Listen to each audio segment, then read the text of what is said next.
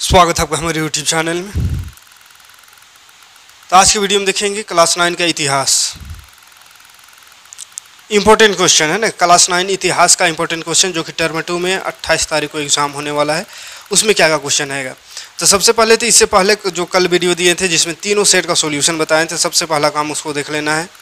ज़्यादातर क्वेश्चन उसी से आएगा। उसके बाद बचा खोचा जो क्वेश्चन है वो इतिहास का आज पूरा देख लेंगे, पूरा इतिहास में क्या क्या क्वेश्चन पूछ सकता है। उसके बाद नागरिक और का है ज्योग्राफी है, भूगोल। उसके बाद सभी का वीडियो आपको एक एक सबका दे देंगे। सोचे थे एक ही में करने का, लेकिन एक ही में बहुत लंबा हो जाएगा, इसलिए अलग अलग किताब का अलग अलग ही वीडियो बना देंगे। तो 4 वीडियो देंगे, चारों वीडियो को देख लीजिएगा और एक ही सेट वाला जो दिए कल उसको, ठीक है। बस इतना ही देख के जाना है और कोनो पढ़ना ही नहीं है, ठीक है। तो देखिए इतिहास में नासीवाद और हिटलर का उदय, इस चैप्टर से क्वेश्चन आएगा। क्या क्या क्वेश्चन बन सकता है। देखिए हिटलर को नेशनल सोशलिस्ट पार्टी का नया नाम क्या रखा है। हिटलर की नेशनल सोशलिस्ट पार्टी का नया नाम क्या था, तो नासी पार्टी था। हिटलर के गुप्तचर संस्था का क्या नाम था, गेस्तापो था। जर्मनी में वाइमर राजगण की हिमायती लोगों को क्या कहा जाता था, तो नवंबर का अपराधी कहा जाता था, ठीक है। तो ये सिंपल एकदम छोटा छोटा क्वेश्चन में 2 नंबर में पूछ सकता है ना। वाइमर गणतंत्र को किस संधि पर हस्ताक्षर करने पड़े, तो वार्साई की संधि पर। हिटलर का जन्म 1889 में कहाँ हुआ था, तो ऑस्ट्रिया में हुआ था। 1945 में जापान ने अमेरिका में कहाँ बमबारी की, तो पर्ल हार्बर में, है ना, पर्ल हार्बर में बमबारी किया था। द्वितीय विश्व युद्ध किन 2 गुटों यानी शक्तियों के बीच हुआ, तो मित्र राष्ट्र और धुरी शक्तियों के बीच हुआ। 10 से 14 वर्ष के बच्चों का नासी युवा संगठन क्या था, तो युंग फोक था। आर्थिक महामंदी कब शुरू हुआ, 1929 ईस्वी में। प्रोपेगेंडा से आप क्या समझते हैं, तो जनमत को प्रभावित करने के लिए किया जाने वाला एक खास तरह का प्रचार पोस्टरों, फिल्मों और भाषणों आदि के माध्यम से को प्रोपेगेंडा कहा जाता है, ठीक है। अगला है यातना शिविर या यातना गृह या कंस्ट्रक्शन कैंप का क्या कार्य अर्थ है, तो विरोधी लोगों को बिना कोई मुकदमा चलाए ऐसे बड़े कैदी कैंप में रखना जो ऐसे लोहे के तारों से सुरक्षित हो जिसमें बिजली दौड़ रही हो, तो इसको बोलते हैं कंस्ट्रक्शन कैंप, यातना गृह, है ना। बिना किसी मुकदमा को उन लोग को ऐसा कर लोहा उसमें बिजली चलते रहता है, छुआ तो गया। नार्डिक जर्मन आर्य कौन है, तो आर्य बताए जाने वालों की एक शाखा को नार्डिक जर्मन आर्य कहते हैं। ये लोग उत्तरी यूरोपीय देशों में रहते थे और जर्मन या मिलते जुलते मूल के लोग थे। जिप्सी क्या थी, तो जिप्सी के नाम से श्रेणीबद्ध किए गए समूहों की अपनी सामुदायिक पहचानें थी। सिंती और रोमा ऐसे ही 2 समुदाय थे। घेटों से आप क्या समझते हैं, बहुत इंपॉर्टेंट क्वेश्चन है। किसी समुदाय को दूसरे समुदाय से अलग थलग करके रखना घेटो कहलाता है। नवंबर के अपराधी किसे कहा जाता है, तो समाजवादी, कैथोलिक तथा डेमोक्रेटिक आदि लोग जिन्होंने वाइमर रिपब्लिक का साथ दिया उसे नवंबर का अपराधी कहा जाता है।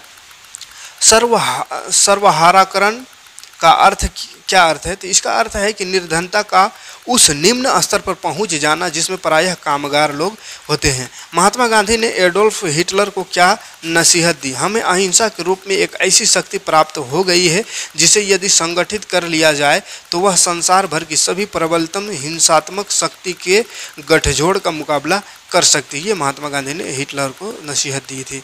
उसके बाद इसका थोड़ा लॉन्ग क्वेश्चन में आएंगे, तो लॉन्ग क्वेश्चन में 5 नंबर में पूछ सकता है। 1990 तक आते जर्मनी में नासीवाद को लोकप्रियता क्यों मिलने लगी, वर्णन करना है। तो इसका आंसर हो जाएगा वाइमर गणराज्य के असफल होने के बाद जर्मनी में एक राजनीतिक शून्यता की स्थिति थी। 1932 में हुए चुनाव में 32% मत प्राप्त कर नासी पार्टी सबसे बड़ी पार्टी के रूप में उभर कर सामने आई। इसने लोकतंत्र के बाद की शून्यता को जनता का समर्थन प्राप्त कर भर दिया। यह नासी प्रचार तथा हिटलर के नारों का प्रभाव था। उसने एक शक्तिशाली, समृद्ध तथा खुशहाल जर्मनी का सपना देखा। उसने सोचा कि इस सपने को जनता की सहभागिता के बिना पूरा करना संभव नहीं है। फलतः उसने सफलतापूर्वक लोगों की भीड़ इकट्ठी करनी शुरू कर दी। वह बड़ी चतुराई से अपने राजनीतिक विरोधियों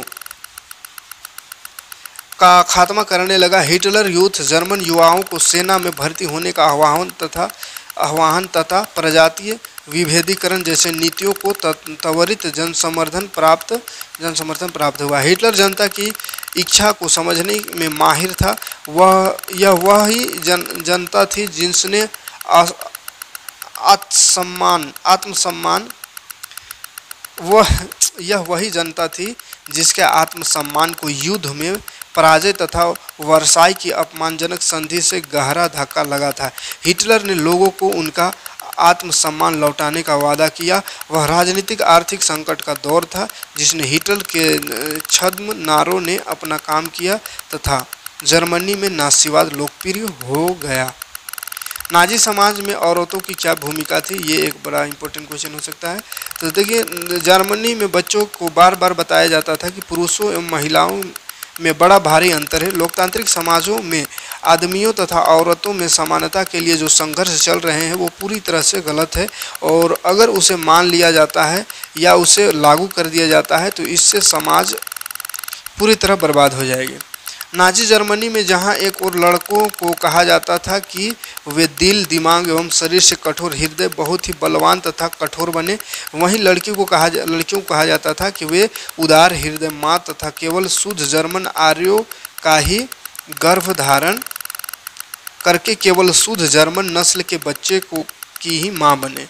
लड़कियां ही जर्मन जाति के शुद्धता को बनाए रख सकती है। वे स्वयं ही यहूदियों से दूर रहे, घर की देखभाल करें तथा वे घरों पर रहकर हर समय नाजी मूल्यों की ही शिक्षा दीक्षा अपने बच्चों को देती रहे। उन्हें ही आर्य संस्कृति एवं जाति को आगे लेकर चलने वाली बनना है। इस तरह से उन लोगों को सिखाया जाता था। जो भी महिलाएं घोषित व्यवहार के नियमों के रास्ते से भटक जाती थी उन्हें सार्वजनिक तौर पर अपमानित किया जाता था तथा उन्हें बड़ी कठोर सजाएं दी जाती थी। जो भी महिलाएं यहूदियों, पोलो तथा रूसियों से संबंध रखती थी उनकी सिर मुड़वाकर, चेहरे पर कालिख पोतकर और गलों में इस तरह की तख्तियां लटकाकर जिन पर लिखा होता था मैंने देश का सम्मान को समाप्त किया है। अनेक औरतों को जेल खाने में भेज दिया जाता था जहां उन्हें कठोर यातनाएं दी जाती थी। इस फौजदारी गुनाह के लिए अनेक औरतों को अपने परिवारों, अपने पतियों तथा सामाजिक सम्मान को खोना पड़ता था। जर्मनी में नाजीवाद की विजय के प्रमुख प्रभाव क्या थे?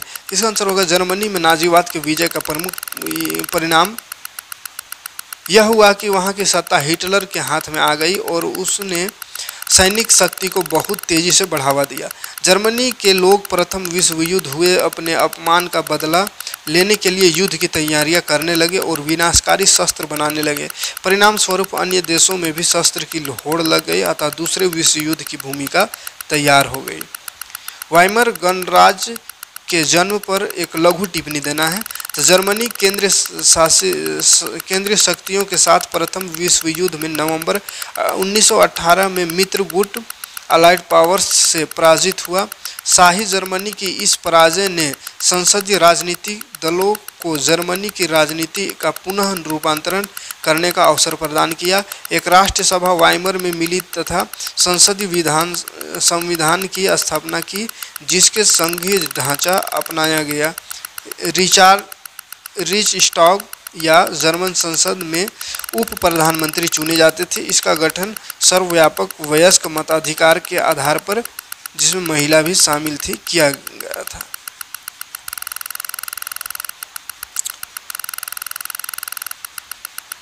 और एक ये क्वेश्चन बन सकता है, इम्पोर्टेंट हो सकता है, नासी सोच के खास पहलू कौन कौन थे वर्णन करना है।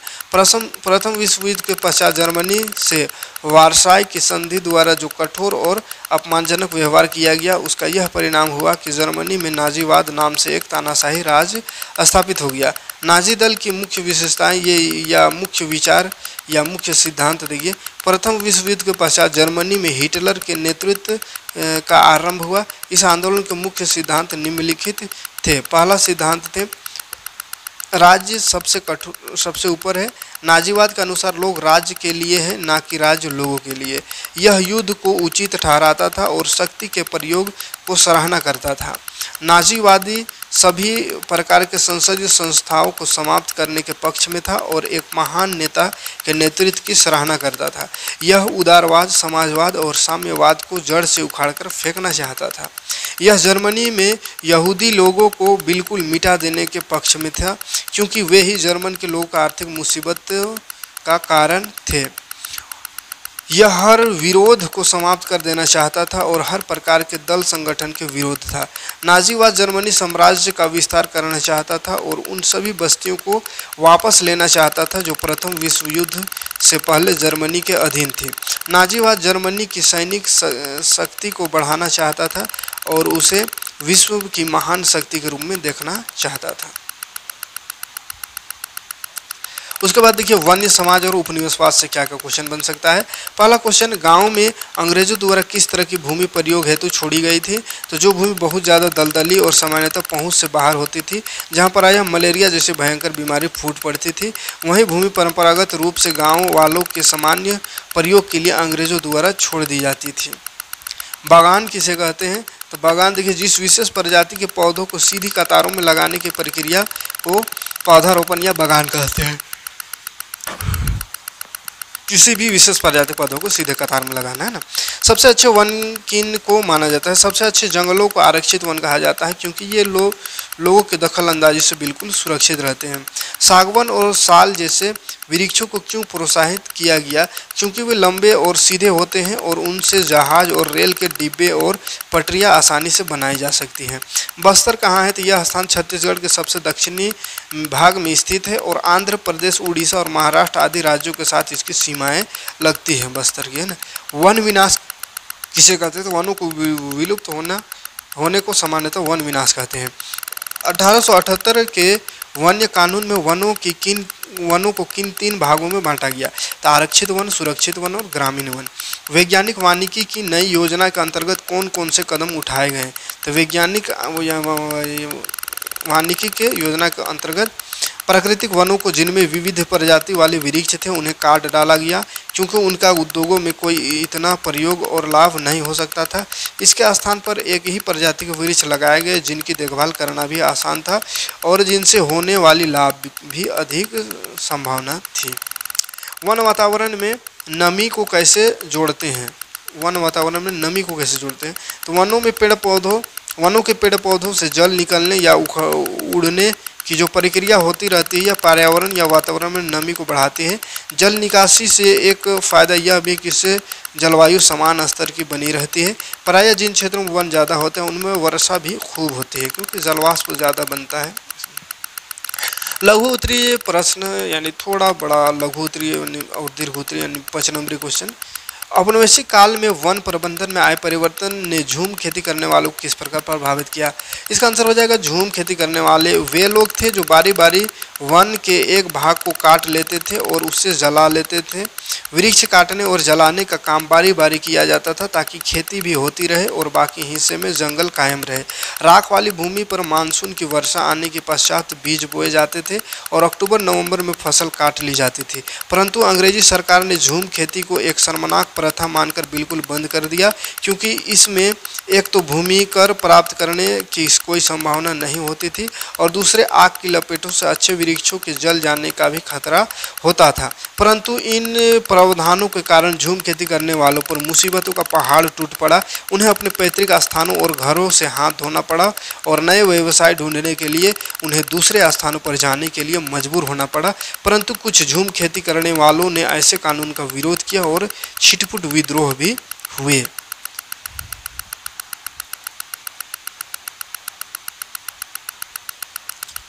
उसके बाद एक ये क्वेश्चन देख लीजिएगा। औपनिवेशिक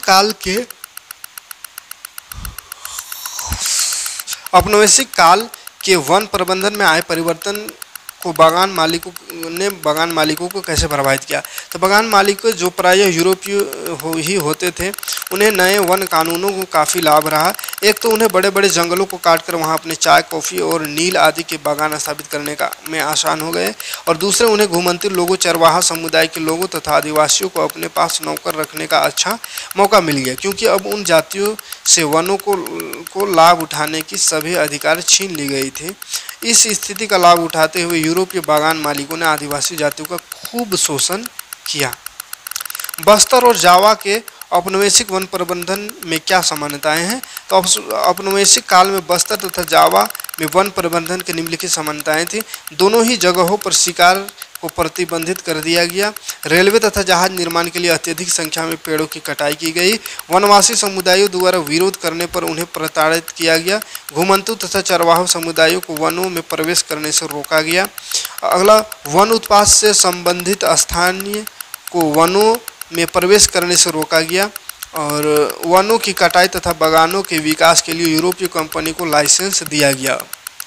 वनवासी समुदायों को जंगल में अपने घरों में रहने के लिए या तो किराया देने के लिए अथवा बेगारी के लिए मजबूर किया गया। वन भूमि का ग्रामीण सुरक्षित तथा संरक्षित वनों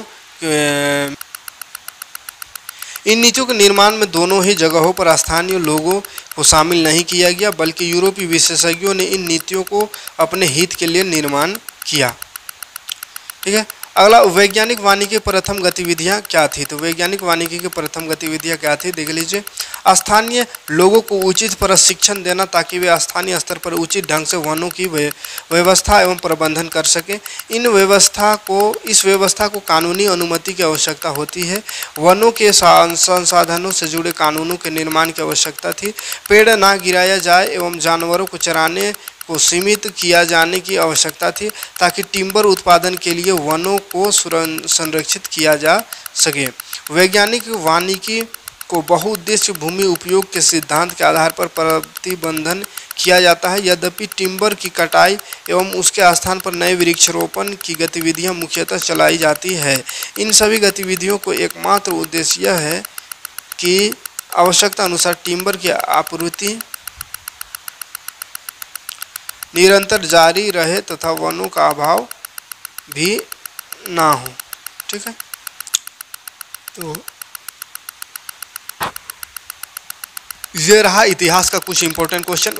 इतना सा को पढ़ लीजिएगा, इससे हट के कोई क्वेश्चन नहीं आएगा। और जो पिछला वीडियो बताएं तीनों सेट, यानी है ना, तीनों सेट का एक वीडियो में बताएं, उसको देख लीजिएगा। मिलते हैं नेक्स्ट वीडियो में नेक्स्ट बुक लेकर के। थैंक्स।